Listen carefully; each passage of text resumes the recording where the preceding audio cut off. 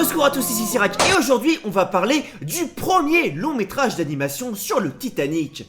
La légende du Titanic, ou La légende de Titanic, un film de 1997 réalisé par Mondo World. Et effectivement, il y avait du monde à la production, puisque c'est un film italiano-espagnol-américano-nord-coréen. Oui. Ce dernier ayant été écrit et dirigé par une équipe en Italie, produit par des studios espagnols et américains, et enfin animé par une équipe en Corée du Nord. La seule Corée existante évidemment. Kim Jong-ok et Orlando Corradi au générique. Et ça va être un premier donc long métrage d'animation sur le Titanic, celui que j'avais en fait déjà analysé sur cette chaîne, Titanic, la légende continue, étant en fait un mockbuster de ce mockbuster. Autrement dit, un mauvais plagiat de ce qui est déjà un mauvais plagiat. Celui-ci sorti un an après ce film, ayant en fait voulu se faire passer pour sa suite, ce jusqu'à son propre titre. Sauf qu'en réalité, il ne s'agissait pas d'une production Mondo World, mais d'une production uniquement italienne, réalisée par le studio Titanic Cartoons SRL Roma. Ceci étant dit, une suite pour un film sur le Titanic... Et bah c'est tout à fait possible, puisqu'en plus de cette suite non officielle, Mondo World va bel et bien réaliser sa propre suite officielle en 2004, à la recherche du Titanic. Ainsi qu'en 2011, une série télé avec les personnages de ces films, Fantasy Island. Bah j'ai très hâte de découvrir ce qu'ils vont bien pouvoir inventer, vu la thématique de départ. What are you doing? We were remembering nice times about when the Titanic sank. Tout commence donc par un zoom sur la ville désanimée de New York, où l'on retrouve un grand-père souris dans son appartement en train de raconter à ses petits-enfants Sarim la véritable histoire du Titanic. Et je dis bien la vraie histoire, hein, pas celle qu'on nous raconte dans les journaux, Pah, c'est fake news, non, là ici c'est la vraie. J'ai retrouvé un article de journal de l'époque. Écoutez, le voyage inaugural du Titanic vire à la tragédie. Le plus grand paquebot du monde a sombré dans les eaux de l'Atlantique Nord. Un tas de gens sont portés disparus. Non, en réalité, mes enfants, c'est une longue histoire assez compliquée. Non, la vérité, c'est que ces personnes n'ont jamais vraiment disparu. Tout ça n'est qu'un malentendu. Ah ok, donc le pitch de départ c'est que personne n'est mort lors du naufrage.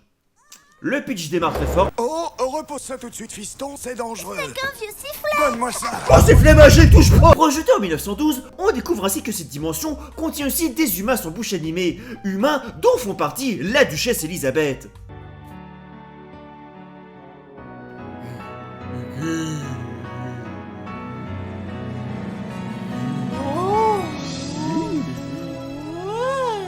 Humains qui se préparent à embarquer à bord du paquebot, c'est le Titanic. De même que des souris clandestines, passagères de 4ème classe. Souris dont fait partie Top Connor. Je suis Top Connor. Purée, Top Connor. Mais toutes les autres, elles ont des noms de fromage. Et fraîchement débarqué de Sicile, la famille Quattro Formaggi avec pour commencer parmesan, pecorino, C'est moi. gorgonzola, Oui, c'est moi. provolone, fontina, mascarpone et mortadella. Ma foi, monsieur et madame Quattro Formaggi, c'est une belle famille que vous avez là. Merci. Monsieur Fromage, Top Connor qui tombe donc amoureux de Stella, la sœur de Ronnie, la souris brésilienne qui joue au football sur une des cordes maintenant le Titanic au port. Cette phrase est parfaitement normale. Enfin voilà comment les Brésiliens joueront au football. Durant cette phase d'embarquement, on apprend ainsi qu'Elisabeth, qui n'est certainement pas rose, ne souhaite pas se marier au baron Maltravers, avec qui un mariage semi-arrangé semble prévu, puisque celle-ci a en réalité les yeux braqués sur le prince des gitans, le bon Don Juan. Je n'invente pas les noms. Ce sont des gitans. Malheureux, sais-tu que tu t'adresses au seigneur Don Juan González Léon de Iriarte et prince d'Andalousie, tu le sais? Pardon, je l'ignorais. Ben voyons. Ah, et dans tout ça, on insère aussi des chats et des chiens, qui, contrairement aux souris et aux humains cependant, ne peuvent pas parler. Du moins, pour l'instant, parce que les règles changent au fur et à mesure. Bref, le chien pisse sur le matelot et le Titanic part du port. Alors accrochez-vous, ça va devenir compliqué. Le baron Maltravers, aidé de son majordome Old Fat Timmy, commande en réalité une flotte de baleiniers secrètes prête au départ à tout instant, puisque celui-ci a en réalité pour objectif secret d'épouser Elisabeth pour récupérer, via son père le duc, les droits et autorisations de chasser la baleine, puisque celui-ci, pour une raison qui m'échappe encore, en détient les droits. Maltravers étant aidé dans cette tâche par la belle-mère de la duchesse qui trompe en réalité son mari le duc avec le baron dans le but de devenir riche. Et pourquoi cette flotte de baleiniers est une menace dans toute cette histoire qui s'étend sur plus d'1h30? Eh bien j'en ai aucune idée, puisque de toute façon, spoil, on ne la verra jamais. Titanic 3D? Oh boy, le revoilà.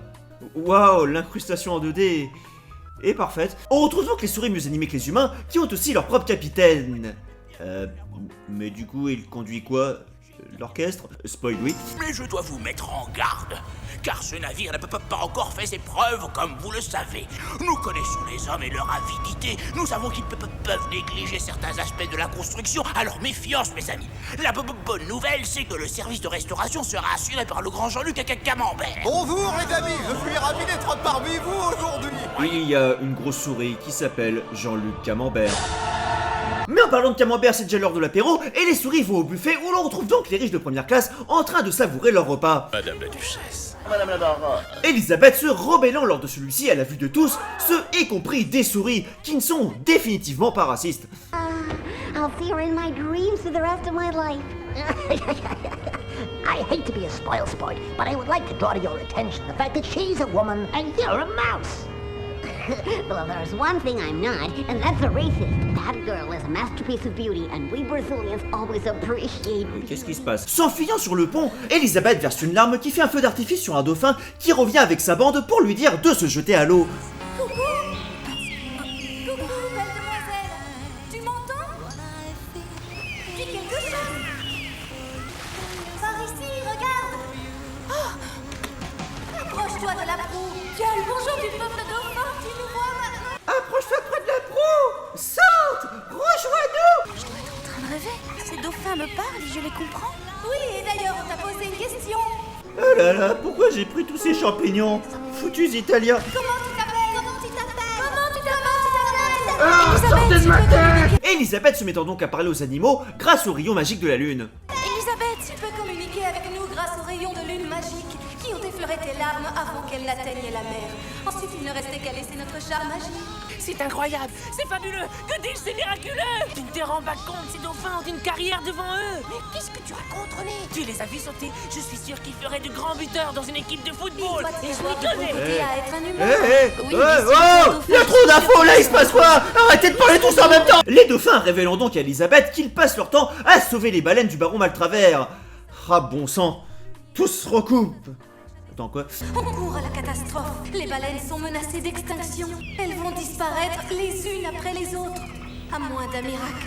Le baron, fou de rage de ne pas voir ses plans se réaliser assez vite, ordonnant d'envoyer un télégramme à tous les commandants de sa flotte de baleiniers, ce afin qu'ils lèvent l'ancre. Titanic 3D, le majordome du baron, se rendant de même sur le pont où il appelle les requins avec son sifflet. Requin avec qui il a une discussion des plus normales, l'Elisabeth n'étant donc pas l'élu et il a une casquette le lendemain. Tandis que le baron nous fait une Hayden, les souris vont parler à Elisabeth, qui les comprend.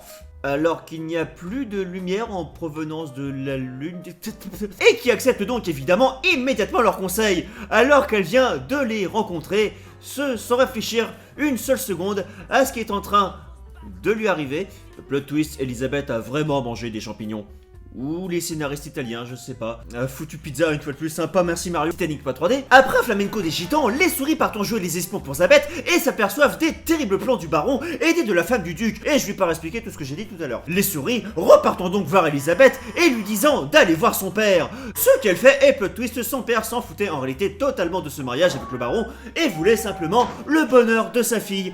Le plan du baron tombant donc à l'eau, vous l'avez, et tout est bien qui finit bien. Et voilà, c'est ainsi que s'achève la légende du Titanic.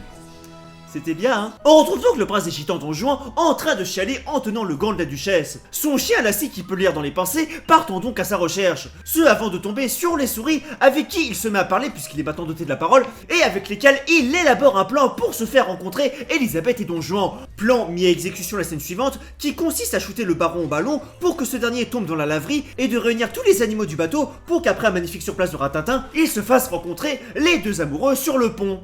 C'était simple.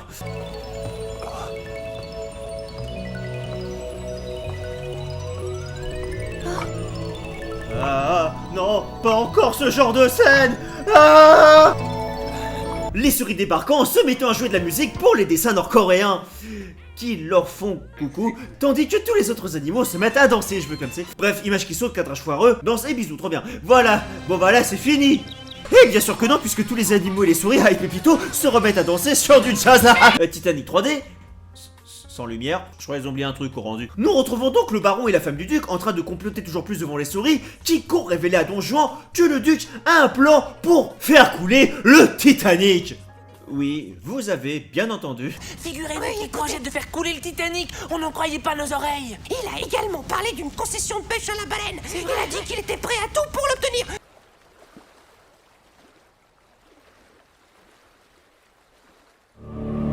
Personnellement, je ne suis pas étonné. On ne peut pas faire confiance aux gens qui vivent avec des chats.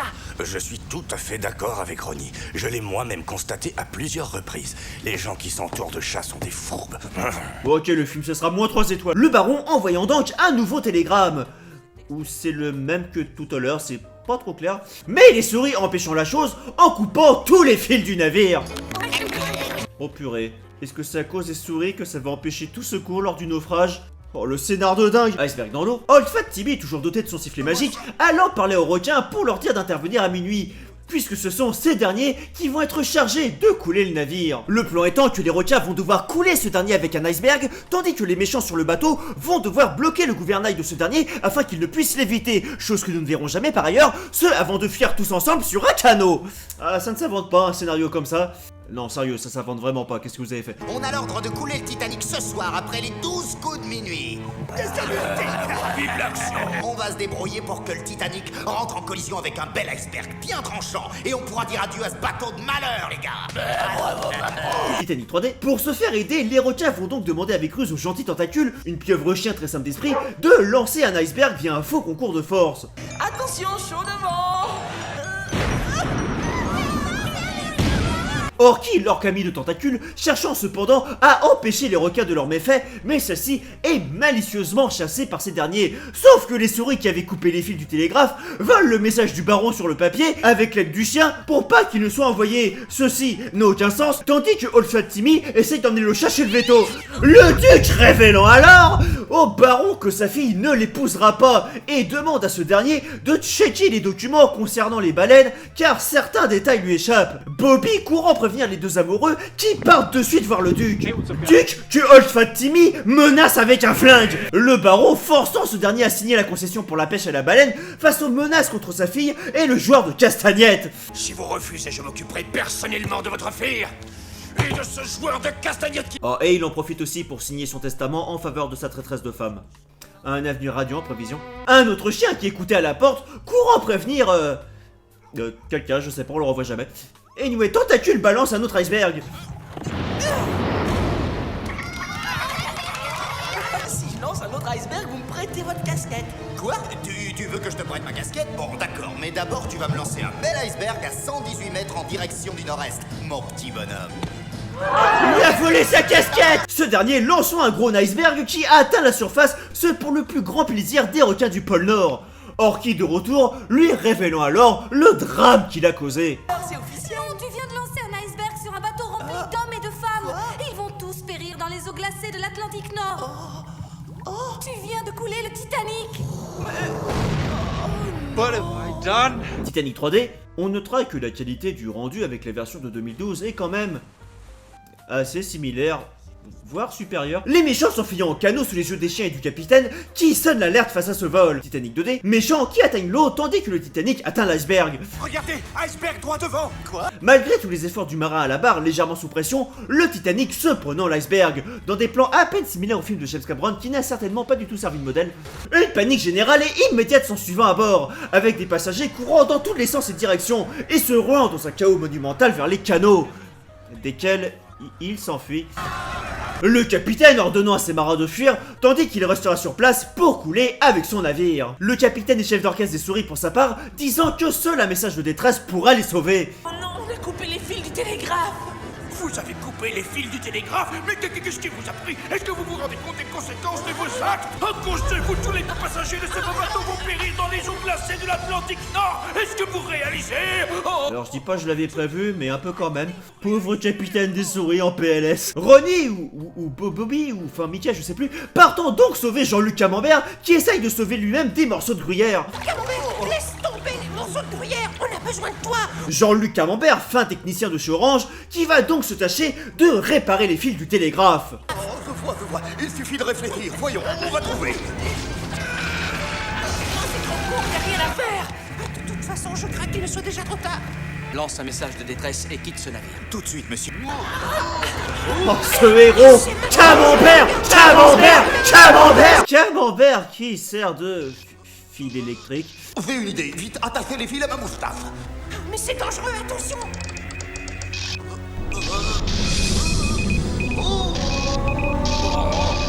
Camembert, dis quelque chose.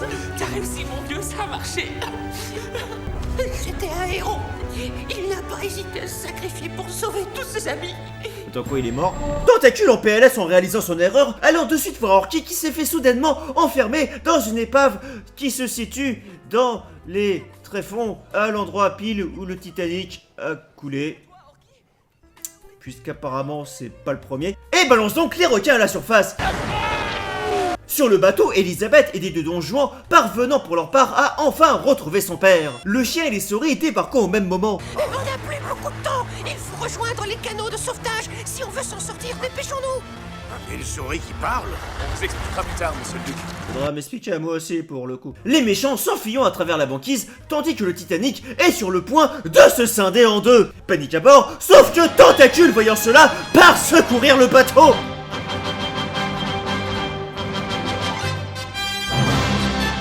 Alors, dans la dernière vidéo, quand je disais qu'il fallait appeler le Kraken, je le pensais pas littéralement, mais j'ai vu l'avenir ou quoi, c'est pas possible. Paco, Fernando. Ah, messieurs, c'est comme dans Pokémon. Mais qu'est-ce que c'est? Cette fois-ci, c'est la fin. Elisabeth, les dauphins sont à l'arrière du bateau. Ils veulent vous parler.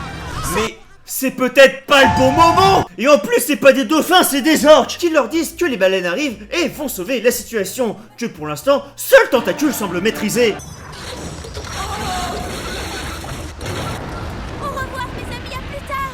Oui, à tout à l'heure, Elisabeth. Ah, une fois encore, quel film si respectueux. Ce n'est que 7 ans. C'est bien, on est content. Les baleines arrivant enfin et sauvant le monde. On a encore eu de la chance. Enfin, le Titanic. La pieuvre soulagée, replongeant dans l'eau en prenant une grande inspiration. Oui. Tandis que les musiciens jouent sur le canot et que le capitaine continue de prendre l'eau saline. Sauf que non! Car le poulpe ne veut pas que qui que ce soit meure! Non, personne ne se noiera. Je ne peux pas laisser faire ça. Ce dernier sauvant le capitaine qui se retrouve sur Orky. Bref, c'est la fête chez les poissons, c'est vraiment génial. Sauf qu'on a juste oublié les deux héros principaux. N'aie pas peur, Juan. Ces derniers sautant dans l'eau, mais se retrouvant miraculeusement sur le dos d'une baleine qui les ramène à la surface. On a encore eu de la chance. Le Titanic vidé de ses habitants, coulant finalement et explosant. Anyway, c'est à présent le jour et le capitaine agite une torche en feu devant les secours arrivant. Ronnie la souris nous donnant alors un discours sur les morts héroïques tombés au combat. Si nous sommes en vie, c'est grâce à ceux qui se sont sacrifiés pour nous. Mais attends, du coup il est vraiment mort, Camembert? Non! Ouais, mais la pieuvre est morte aussi! Mais c'est arrivé que... Ah bah non. Jean-Luc Camembert, la souris française. La seule et unique victime du naufrage du Titanic, donc. Et on rappelle que c'est la vraie histoire, hein. C'est une souris qui l'a dit. Arrivant donc à New York, tandis que les méchants sont toujours perdus en mer, c'est trop rigolo, la duchesse épouse finalement Don Juan, le prince d'Andalousie, roi des gitans. Cathédrale 3D. Le capitaine, les baleines, les orques et bien sûr Tentacule étant présents pour ce double mariage, puisque Ronnie et Stella se marient aussi, ce sur les applaudissements de la foule. Le capitaine nous livrant alors un nouveau discours héroïque. Tentacule agit en véritable héros. Il n'a pas hésité à risquer sa vie pour venir me sauver. Il a également sauvé la vie de tous les passagers qui n'avaient pas pu monter à bord des canots de sauvetage. Comment as-tu fait, Tentacule? Explique-moi. En réalité, tout le mérite revient à mes amis les baleines. Je n'ai rien fait du tout.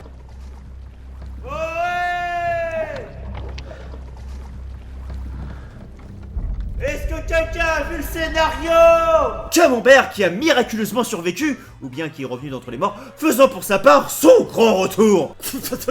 Le retour du roi. Personne donc n'étant mort lors du naufrage du Titanic. On en aura appris des choses. Et c'est la fête, tout le monde danse, fondu et retour au présent. Avec un speech de Grand Papy Souris contre la chasse à la baleine. Le monde est rempli de barreaux mal travers, ils s'appellent autrement, mais ils sont animés par le même goût du pouvoir et de l'argent. Et aujourd'hui encore, on chasse la baleine. Votre génération a fort à faire pour arrêter ce massacre. Les enfants, ce que nous aura appris la tragédie du Titanic C'est que la chasse à la baleine, c'est pas bien. Bon, qui c'est qui a pris mon sifflet magique? Zoom inversé du début et générique. Générique d'ailleurs trop court pour la musique, qui continue pendant 30 secondes sur un écran noir.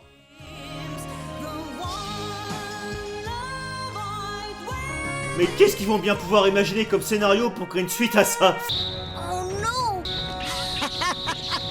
Way to go! That's it, smile, buddy! Ça s'annonce intense.